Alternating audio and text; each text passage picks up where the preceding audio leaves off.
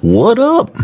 Good morning. Welcome to the Blue Gamer Bluecast Morning Show. I'm your host, Adam Blue, 30 plus, your video game enthusiast and industry analyst. And today, for July 18th, 2025, I'll run through the latest gaming news where I've been playing and do my first impressions, maybe mini review of Donkey Kong Bonanza. I've had some time with it. We'll get into that here shortly. Morning Ultronomus. So, this song is the last level of Quackshot on the Sega Genesis. And it is a pretty interesting sounding song. And through early life playing a lot of Quackshot, I didn't get to the last level a lot. I think it's like that with games where you're always playing the beginning of games more than the end. That's kind of a weird thing if you think about it.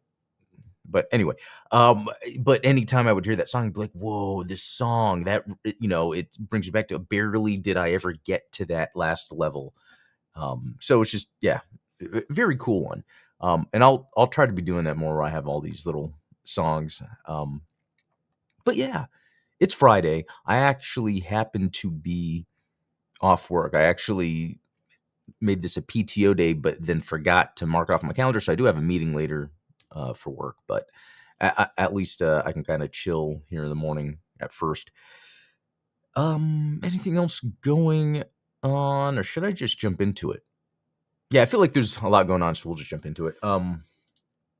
What I've been playing, well, it may not be. Oh, interesting. Never played that one before. Variety is nice, musically speaking. Day off, dayish off. Yeah. But Ultronomus. I don't know if you easily get into older games anymore. Sometimes it's like if you hadn't played an old game, you can't really jive with it, or sometimes people can connect. But Quackshot, Sega Genesis, I still feel like that stands today. The main gimmick, it's a side scroller. The main gimmick is you have these plungers a plunger gun, and it's like yellow, red, and green, and each one has they're minor but different abilities. And I feel like they could make a modern one. But let's go back to my day yesterday. Donkey Kong Bonanza came out. So excited to play it just because it's a mainline Nintendo platformer, right? Yeah, it's not the Mario, but it's from the Mario Odyssey team. This is their main team. This is their team that I would want them to make Metroid with. But we get Donkey Kong. I get it. It's more family friendly. So yeah, I played for about 30 minutes or so on stream. Well, I played a little bit before that, and then 30 minutes on stream. And then as soon as I got off work. So I totaled yesterday 3 hours and 16 minutes of Donkey Kong in one day. That's a lot of gaming in one day. Yeah, right after work I played. And then there was the Gundam Explained show. And then I played a little bit after that before going to bed. Donkey Kong Bonanza is exactly what I wanted, what I hoped for. In fact, there's times when I'm playing it and I'm like, wow, Astrobot could have gone this far, right? So I'm talking about Astrobot on PlayStation. That was their mascot platformer that came out last year. And I liked it a lot. It's in my top game of the year, but it's nowhere near the caliber of platformer that Donkey Kong Bonanza is. And I would say the main thing about Donkey Kong Bonanza is the main punching gameplay mechanic is used literally every millisecond. You're constantly punching, constantly digging around. I mean, even it seems like it's such a simple premise, but as you're exploring, and which I think is the other part of this, you're punching and exploring are hand to hand. I love exploring in games. So it's like with Mario, right? Mario jumps around. So the way you explore is jumping around with Mario using his different abilities. With Donkey Kong, the way you're exploring is by punching. The way you're fighting enemies is by punching, finding chests, punching. And it's funny because I almost feel like they don't need all these buttons, but they have like a punch up button, punch forward button, a punch down button, a slap button, a sing button, and then a grab button. So you can like grab to throw rocks. You can grab to then jump on the rock to slide like a shield, sliding. What is that called in Breath of the Wild? You can, yeah, like I said, punch up and down. You can beat your chest like a gorilla and be in a more powerful mode that allows you just to do things faster and more powerful. And there's things in the world that you can throw that have bigger explosions. So it's interesting. I feel like they really, really focused on tightening this gameplay because it it almost seems too simple, but it doesn't get boring. And I think that's the main takeaway here with Donkey Kong Bonanza, that I played it for that long. More than I played Mario Kart when I first got it, Mario Kart World. I mean, this is just really saying that, yeah, like I've nearly already played half the time I've played Mario Kart World, and I've had Mario Kart World for what, over a week now? So yeah, I think this really just goes to Donkey Kong Bonanza is actually an incredible experience, but it's what I thought, because it's that team. I would also say that it is probably the game of the year for me so far. It is the most fun I've had playing a game this year, even though I've had fun playing other games. Just I don't want to stop playing Donkey Kong Bonanza. I stopped to go to bed last night. I stopped to work, after the stream, and then after work, I played until I had to do the Gundam Explain show. But it's it's great. I'm just telling you guys, it's great. But very curious too, because I was really on the fence on getting a Switch 2. I even was almost leaning to not. That's why, like, when Best Buy, I was in their line, and then after 30 minutes, I was like, nah. And then we would kind of look and see if it was at a store. Not, that's okay. So it's like I can understand people that love games that wouldn't get a Switch 2. And the reason I'm bringing this up is because regardless of that, the Switch 2 is actually sold incredible. So I'm just curious then, like, how well this will sell, and I would think it would sell well. But also, I guess what I'm trying to get at too from that is, even though there are people out there that haven't got a Switch 2 yet, there's a lot that do. And so, it just makes me happy to know that there's gonna be a lot of people then playing Donkey Kong Bonanza, because I feel like if, let's say, the Switch 2 wasn't selling any different than the first Switch, or, something like that, it would be like, it would seem like not then many people would be playing Donkey Kong Bonanza. I don't know what I'm trying to get at with this, but I feel like this is a really good launch title, but not launch. And if you hadn't got your Switch yet, you might not be trying to get it. And if you are, the other thing, and I know this is like going down these thought process rabbit holes, it's like, it's expensive to buy the Switch 2. And then, I guess a couple pay periods later, maybe that's how they're looking at it, then you could, and that's how it worked for me. By the time the 17th came around, I had already got my next paycheck, so I had some game budget money.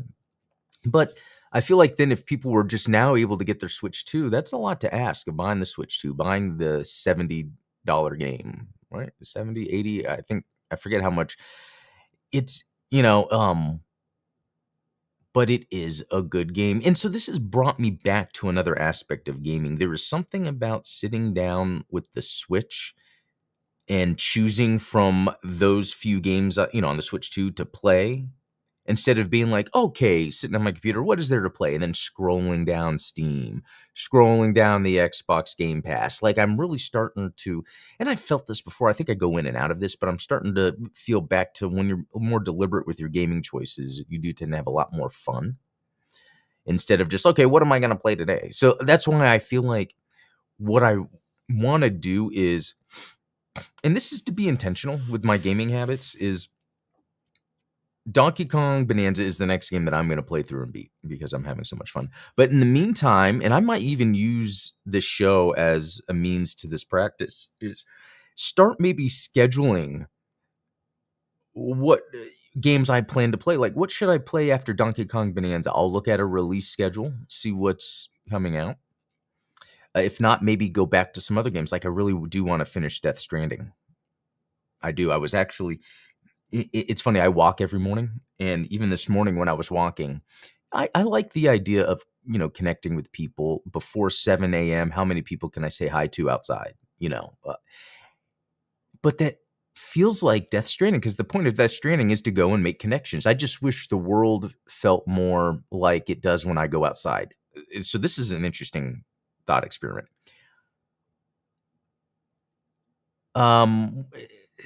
Okay, so I enjoy being outside, walking outside, more than the world Death Stranding gives me to do the gameplay experience that is interesting, and I think most people say, "Oh, of course, I'd rather be outside than in a certain game world." But that might not be the case. Breath of the Wild, I don't feel like, "Oh, I'd rather be outside than in the Breath of the Wild world," because it looks great and it feels good despite, enemies and the combat mechanics that. So that's the one thing which maybe Death Stranding 2 fixes that. It's as a personal thing for me. But then I was thinking when I was outside, because I was thinking, oh, this is like, I wish Death Stranding felt more like this when I was out exploring, because all that is walking around. But I was like, maybe Death Stranding 2 has fixed that. And there's in the reviews, they've talked about it away. But then it's like, well, that would be another full priced game I would buy, but I almost want to play the first one first, or even play the second one on PC and not get it on PlayStation. I don't know, because what's interesting too is when Stellar Blade came out on PC, I didn't even buy it yet, which tells me I'm not as interested as I thought. This whole time I was like, "Oh, I'll buy it when it comes out on PC." So I wonder how much is hype, because I played the demo on PlayStation, I played the demo on PC, I still haven't bought the game, and I was waiting for PC, but now I'm like, "Wait a minute, maybe I should just get it on PlayStation so then I can just use my PlayStation Portal." Because even if I can use the ROG Ally, I don't like the ROG Ally controls as much as the PlayStation Portal controls. So you see all these first world problems we as humans have. But kind of let's kind of take it back to what I was getting at, and it's that I want to be a little more deliberate with my game choices after Donkey Kong Bonanza, because Switch 2, I have learned that if I'm sitting down being deliberate with the games I'm playing through, I tend to have a better connection. I don't know. Something to think about. So, I'll try to say I still like to go back and play some older stuff. It's just a matter of having the time for it. Yeah. Because if an old game is not like officially available in a modern way, sometimes it can be a pain to try to, okay, let's get this emulator. I haven't used this emulator in a while. Oh, it needs an update. Oh, the ROM's incompatible, the little things like that. And then who knows if maybe your save file, you know, and $80 unless they change it. Yeah, 80. Beyond hype, it could also just be the fact that you have other things now that are taken away. Why go back to option B when you have option C through G already? Yeah, and that's another thing too. It's these thought experiments that can kind of help figure out where you want to go with and being more deliberate with your game time too. But yeah, so if we look at just to end here with the exophase, part of what I've been playing. It's mainly just been Donkey Kong Bonanza. That's my impressions I've given. And I played nothing else. Nothing else. But there's more I do want to play. In fact, I did install something we might get to here shortly. Let's jump into some news. So this first one is Donkey Kong Bonanza Critical Consensus. Nintendo's first big release since the launch of Switch 2 comes romping home with glowing reviews. And yeah, I will say, even though I kind of spoke kind of surface level on how I'm enjoying the game, there's really so much to the game I could be talking about. Whereas, or where so yeah, I need a bit more time before I kind of go into details about the different mechanics, because there's interesting mechanics that are going on in the game, and sometimes like these games where they kind of slowly introduce you to the mechanics, and then you realize, oh, that is most of the game. Oh man, something happened, and I don't know if this would be considered a spoiler. I don't think it's a spoiler because it's very early on and it only happened once. But there was a section that was a side scroller, and it was playing the Donkey Kong Country music. And I was like, whoa. Actually, it plays a lot of Donkey Kong Country music. I was actually surprised how Donkey Kong Country coded this is. And I'm super happy that Nintendo hasn't forgotten its rare roots with Donkey Kong Country, considering they're, kind of moving to fold Donkey Kong back into its own. Let's see. Yeah, the reviews are ecstatic. Yeah, from what I've seen, like even IGN gave it a 10 out of 10. Let's see. It's funny that they want to talk about Super Mario similarities, because I mean, sure, it's a 3D platformer where you do different things, but other than that, it's a very different experience. Let's see. It says it thinks the game doesn't quite reach the heights that Odyssey did. When it smashes, DK really smashed it. When it doesn't, well, it's no Odyssey, right? And here's the thing. I enjoyed Mario Odyssey, but it did not leave any lasting impression like Donkey Kong is. I felt like what Mario Odyssey was just taking the Mario 64 formula and then just being like, well, let's just do whatever. Let's just have it's almost like WarioWare mini games of Mario 64, right? Whereas Donkey Kong Bonanza feels like a whole new and different experience. Um, so that's very interesting. Um, and then, yeah, I guess this other reviewer thinks Donkey Kong Bonanza exceeds Super Mario Odyssey in some ways. On the surface, Donkey Kong Bonanza has more than a little Odyssey in its DNA, and the comparisons are on display right from the jump. But once I dug beneath, I realized this is the devs swinging for something more. Yeah, it's very interesting how much they're talking about. I mean, just because the Odyssey team the Odyssey team has made a bunch of Nintendo. I mean, you could say like with the Pokemon DNA in this game. No, I'm joking. And that's really another company. But I feel like sure, maybe the Odyssey team worked on this, but that's just a Nintendo in-house developer. Because I guess what I'm trying to get at is, other than Paulina, I don't know, being on your back like the hat, that Mario had for the two-player, those are the only two similarities I see. I don't really find these games to be similar at all. They're both 3D platformers. Let's see. It's like since Smash Ultimate, they're finally willing to acknowledge that Rare was still important to their history. Oh, okay, so you feel it too. Because yes, I do sort of feel sometimes that like, and Nintendo does this too. They do it with Metroid. Sometimes like, well, we'll just have another company work on our franchise. But really, if they just focused on it, they could do something good. Man, when you said Mario Odyssey, my brain went to Mario Wonder World, and I couldn't remember much of anything about. Oh, Pauline, thank you, and Mario Wonder. Yeah, Mario Wonder World could be the sequel. But Mario Wonder, the side scroller, I had fun with that, but that's also one that didn't stick with me. And you know what? Okay, I'm glad you're bringing this up because after Odyssey, after Wonder, I was thinking, man, is this stuff kind of losing its charm? Maybe on me, maybe, as a personal thing. But no, after playing Donkey Kong Bonanza, I really do feel like they still have it, and those games didn't get to the levels that were possible. Yeah, I mean, they're getting to the point where these names are, are difficult because it's, for instance, when I was talking about Super Mario U, right? And then they changed the name, or it's New Super Mario Brothers U, or something like that. eh, and I was, oh wait, that was on U, and then it was on Wii U, and then it was on Switch, and I feel like they got away from the naming early on. It was pretty good. Mario 1, Mario 2, Mario 3, Super Mario World, and then after that, even Mario Kart did a pretty good job with the names. Anyway, I was just looking at this because really the consensus is this game is good, and I feel it. I feel it too, and it's not just like a personal thing. I'm glad they did this. Now, something I will bring up is, could this have been done on the Switch one? Probably not. In fact, there are situations when I'm playing this that it's typically 60 FPS, but anytime like and it's not a big deal, when it does a camera cut to like show the world you're in and like where to go, it like the frames drop and skip. And then there's some other times, like if I'm using some of my really powerful powers in an area where there's a lot going on, it will slow down.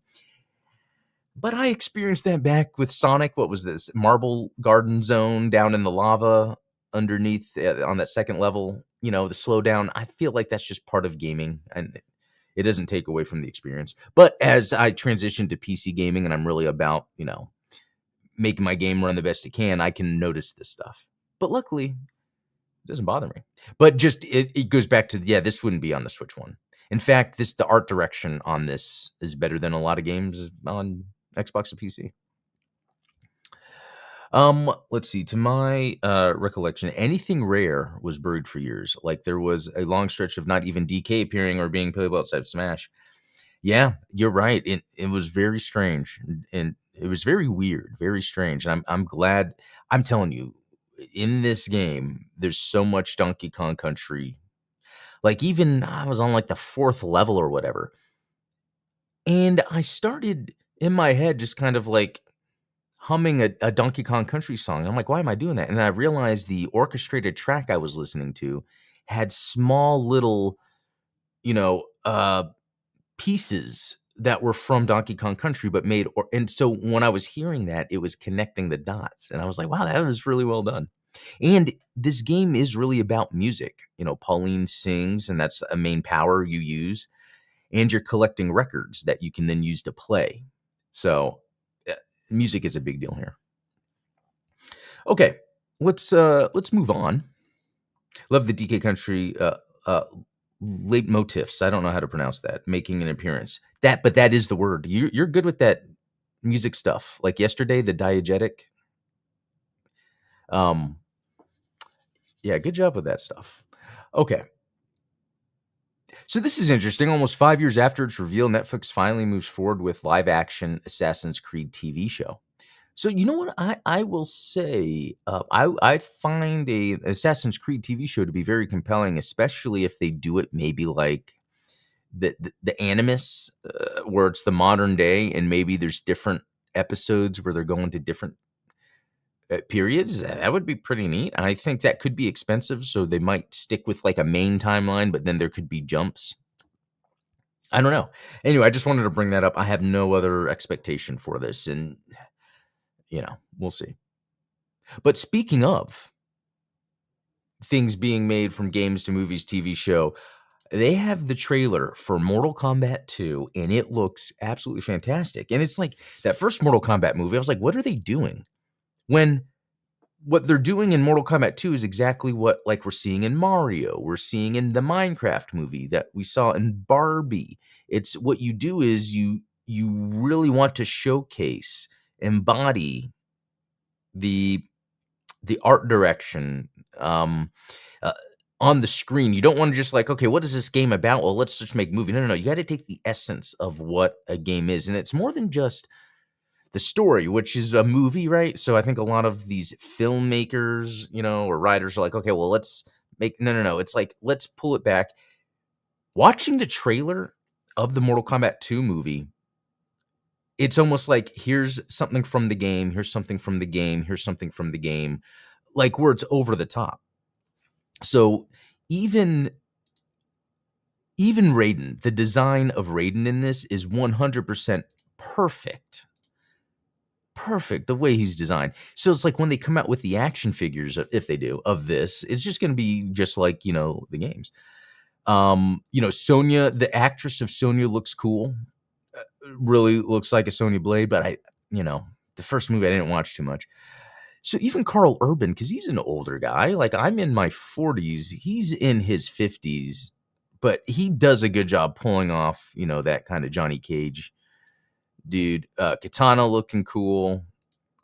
So the other cool thing too that I noticed, and what I'm a big fan of, one, tons of blood and gore, but is the martial arts. So awesome netherworld, or I forget what they call it, scene where they're showing outworld.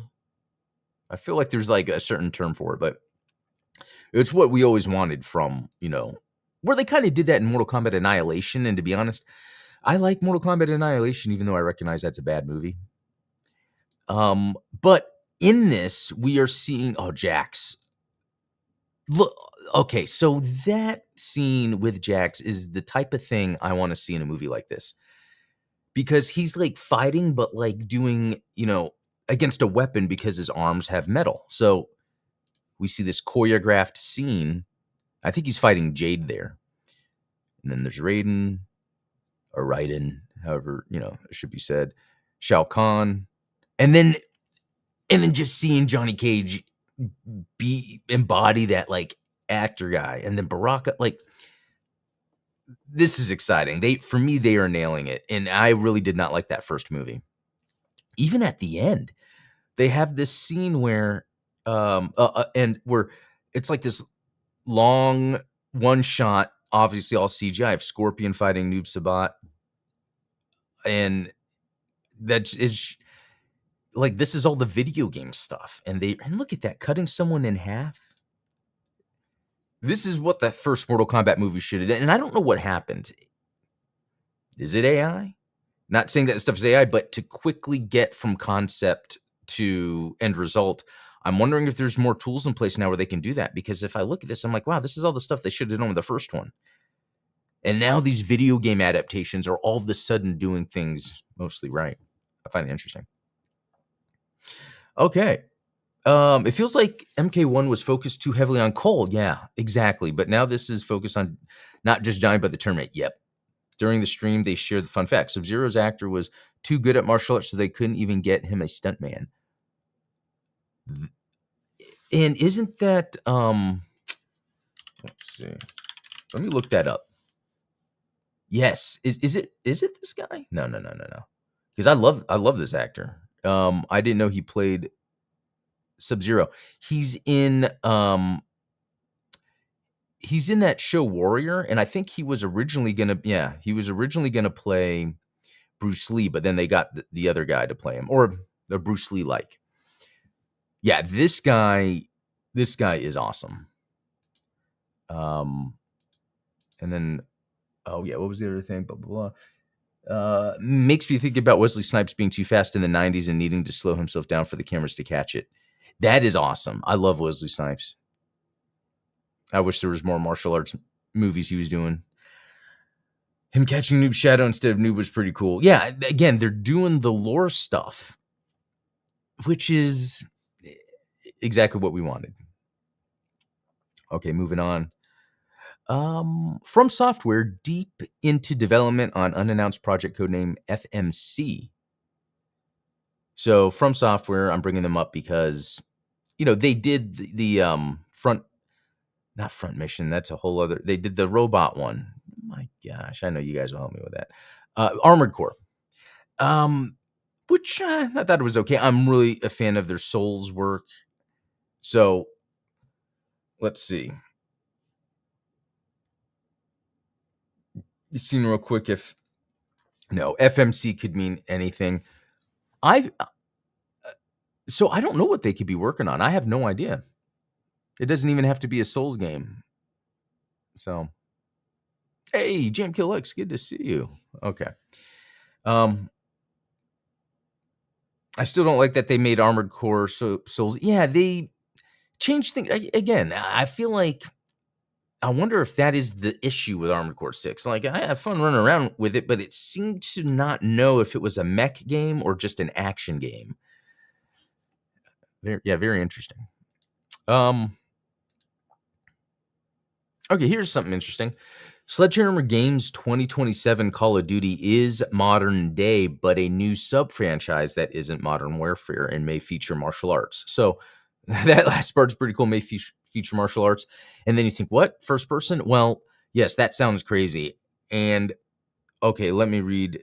Will not be Advanced Warfare 2 and will instead be set in a completely new sub-franchise set during the modern era. No jetpacks, but movement is planned to be a big focus. That's cool.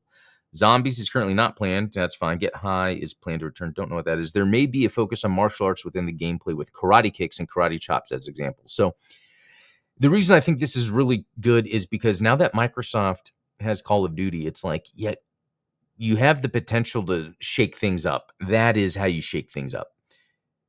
Because may feature martial arts. Like, how do you implement that? Well, there's so many times I've learned, even from Call of Duty Modern Warfare, Call of Duty 4, where you can do things in gaming that I didn't think was possible. I did not think you could take the nature of a Call of Duty and make it modern, because it was so fast, but you had bolt action and you just, the guns weren't that, but then they did it. I think it required everyone to play faster, and everyone is able to keep up and play faster. It's a very interesting phenomenon there. Let's see. Makes it make it ace. Oh yeah, I need to play that. I was just talking about Steven. I was talking with Steven about that yesterday. The Ace games. So more close quarter combat. So yeah, I think that's cool for Call of Duty because Yeah, even the Black Ops 7 is the new one. Black Ops 6 that came out last year. I didn't really play it too much. I did at first. I was like, oh, cool. And then I was like, eh. And then, yeah, this new one being called Black Ops 7, it's like, what? So it's cool that they're doing some new stuff. Okay. Now, because I don't have to work, although I do need to eventually jump on, and just take care of some stuff, I do have some time to play a game. I don't know how long we'll do this, but I just want to check it out. And this is going to be the new RoboCop Rogue City that is actually on Game Pass. So I'll let this load. And this is pretty good for the first time loading the game live. I even was downloading right before I started streaming.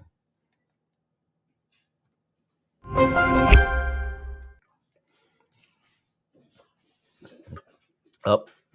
It's got to do something. Yeah, let's auto detect for now. Oh, wow. Look at that. That looks good. I mean, it looked good before, and that was a couple years ago. Okay, what am I going to do here? So we've got 4K. Field of view, I might change that later. Oh, a lot of epic is going on, so I'm cool with that. Okay, frame rate unlimited. Yeah, let's do this. So what's interesting is this is a separate game from the other one, and I liked the other one, but it was too... I've said it before, too Fallout, where there was just a lot of... You just talk to people, and then even when you do the missions, they're just kind of like, eh. Oh, wait, hold on a second. I think I had double audio going on, but that should fix it. Or wait a minute. Hold on. Let me do this. That went missing over 3 years ago has suddenly reappeared in the Baltic Sea.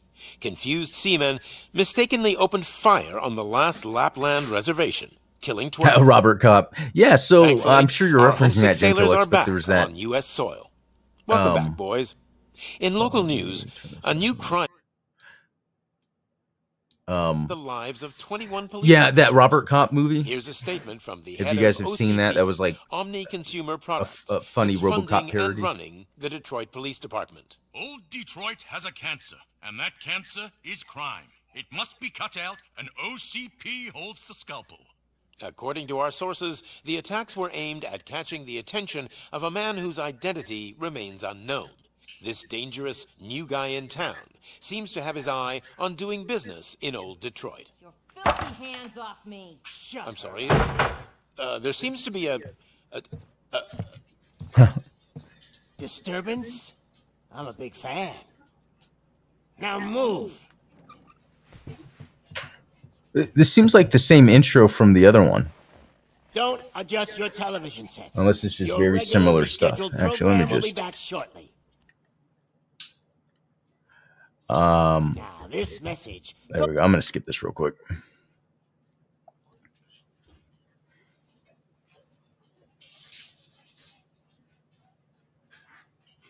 Yeah, the first RoboCop game, it was interesting, or not the first, but that last one that came out. Like, you would be in an area and it would say, find 5 crimes or something, and it wasn't like dynamic or interesting. It would be like, there's a parking ticket you can give, and it didn't really have a cool flow of gameplay until I was in a scenario where I was at. Oh, that looks so great. And so apparently, from what I understand from this one, this is a straight up more of just the linear action experience, which I think Good to see you, Murphy. Oh, that is so cool. Lieutenant's at the main entrance to the TV station. Although this is very similar. I think the other one wasn't. Was it the other one in a TV station? Okay, let me. No, I didn't want to do that. What am I trying to? Okay.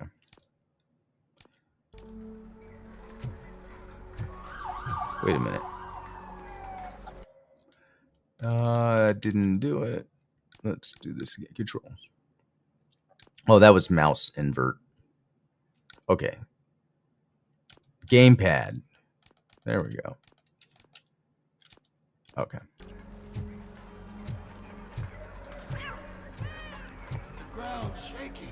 Yeah, no, apparently this is a standalone game.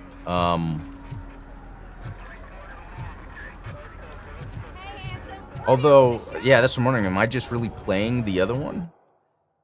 They came out of the trucks and they Because it's like the same beginning and everything. I wouldn't bother. I already ran the plates. You should know by now when it comes If it keeps on like this, we're gonna run short of body bags. I'm gonna give you 10 milligrams of diazepam to make you comfortable.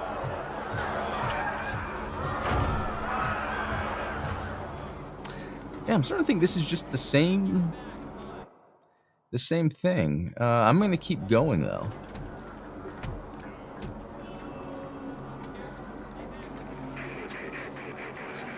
Actually, while Lett's doing that, I'm going to look it up real Those quick. trigger-happy maniacs have a ton of hostages. But sir... Roger that. Over out. What is the situation? Goddamn OCP tells us to stand down till SWAT arrives. That's our situation. Looks like I'm on my way Let's see. Not so fast, buddy. Who do you think is gonna clean up this place? I'm not letting you off that easily. You sound just like my wife. If that's the Okay, case, let's so- get you patched up. Yeah, it We wouldn't seems... want to get on her bad side. All right. Medic!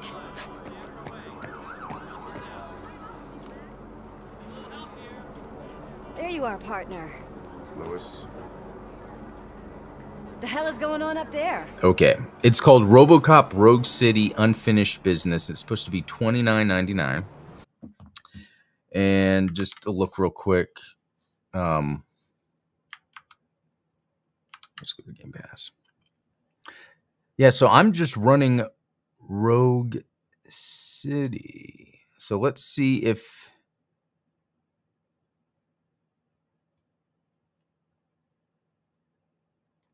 Yeah, I think I'm just playing the old game. So where is the... unless actually it's not getting it on here. Let's see. Let me actually, since we have this up, I guess since it's past 8:30, I'm just now going all crazy. So okay, RoboCop. Let's see, Rogue City Unfinished Business. This is what I'm trying to get at.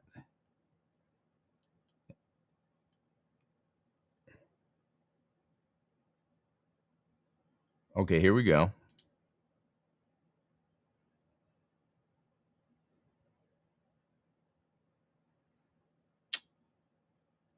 Okay, so it is a separate game.